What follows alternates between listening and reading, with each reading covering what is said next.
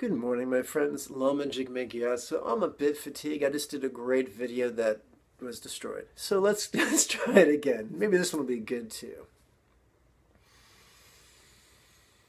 A good-hearted fellow wrote me on Facebook, or perhaps an email. I'm not sure. And he asked a question. And then he went on to answer the question himself and asked me to either say yay or nay. And that happens frequently. We come to people not really wanting advice, we just want permission. Or we want to be lauded and praised. We all have that tendency, no one is immune to it. Not even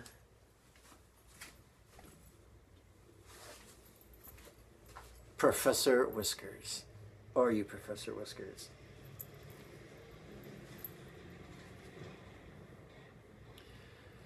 So let's look at that mechanism. Often we have an idea that we get very excited about. The excitement we feel towards an idea has no bearing on the helpfulness or correctness or effectiveness of that idea. That's where intellectual integrity comes in. We must cast a suspicious glance towards our conclusions and even our perceptions and the preconceptions they're based on. Question everything. Let go of everything. It's been my experience that the more we let go, the more room we make for wisdom, true wisdom, to come in. And when that wisdom comes in, we neither embrace it nor shove it away. We let it be. If it's important, it'll come back. If it's not, it'll go. That's okay too. In the Tao Te Ching we read, and I paraphrase, the path of wisdom, we gain more, we gather knowledge every day. On the path of the Tao, we forget things every day. The path of the Tao endorses centered spontaneity. Type we see exercised in a Buddha's Mahasatipatthana Sutta, where we see noticing and relaxing and loving and flowing. In fact, it can be argued that the iconography of the Buddha of Compassion, of having 4 arms, could be related to those 4 things. So we're coming back to the idea of flow, which is directly dependent upon, and here comes the rhyme, letting go. What this fellow did is he had an idea, and then he backed it up with citations. I have this idea, I think it's a good idea, and this is why, and because of something I read in this Tantric Shastra and something I read in this Mahayana Shastra. What do you think, Lama Jigme? And the answer is, good effort, but you're running in the wrong direction. So let's look at it technically before we look at it specifically.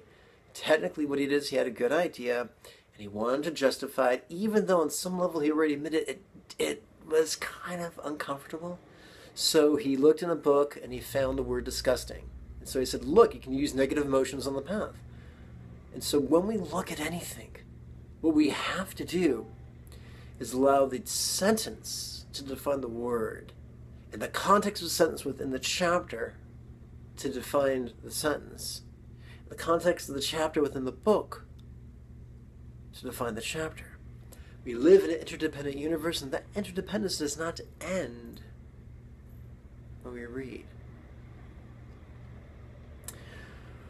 Many moons ago, when I was a Christian fundamentalist, I was training to be a minister, one of the great jokes was the danger of proof texts. Before you, someone who could be described as an educated idiot could prove just about anything, correct or incorrect, through the cunning use of quotes ripped out of context. And so the more idealistic of us chose not to teach that way, but to teach without using proof text, to teach from a single text and work with the context.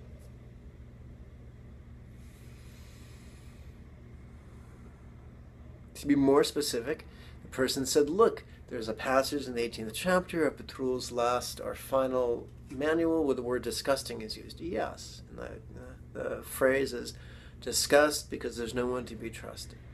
And the context of that is that he's talking about doing the right thing for the wrong motivation will make us nutty. We must do the right thing for the right motivation, for doing the right thing is its own reward.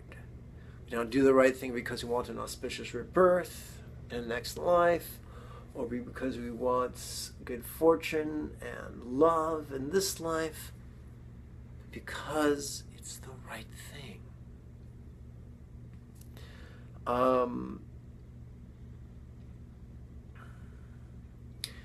In a more specific point, this person who wrote me was saying, hey, listen, I'm a computer programmer and I can program computers, and I believe I can program myself and others too. Oh, sure, sometimes it feels uncomfortable, but I think it's the way to accomplish the path. I used to feel the same way. Back in the late 70s, Bender and Grinder, a linguist and a computer programmer, had the same idea, and they founded neuro-linguistic programming, or NLP. A few years later, Anthony Robbins invented neuroassociative conditioning. Same basic idea.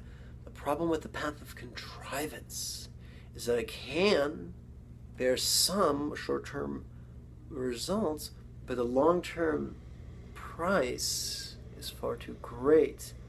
Humans are not machines. We're not silicon wafers. We're very complex. Both Buddha's and Lao Tzu's paths are free of contrivance. They're not about selecting what we think, selecting what we feel.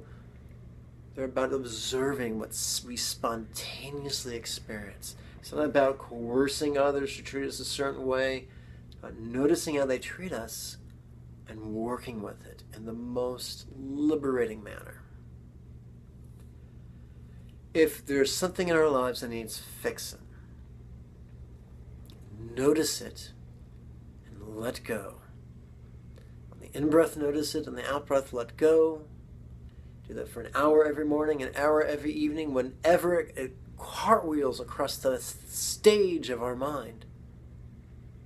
In a very short time, you will evolve. If you need more help, don't be shy. Write me or come to class. I'm glad to help you. All the classes are free. May you and yours be healthy and happy.